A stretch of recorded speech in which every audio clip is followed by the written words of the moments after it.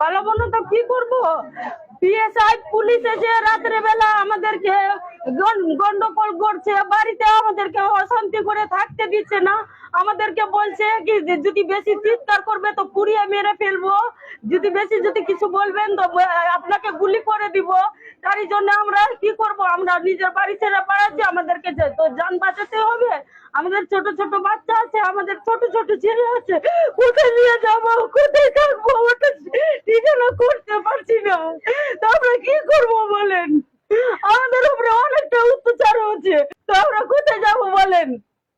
গতকালকে আমাদের মুসলিম সমাজ সবই শান্তি ভাবে আছে, তবুও কেন রাত্রে বেলা অত্যাচার হচ্ছে, পুলিশ নিয়ে বিএসএফ নিয়ে বাড়ি লুটখানা হচ্ছে, আরএসএর লোক এরকম করছে।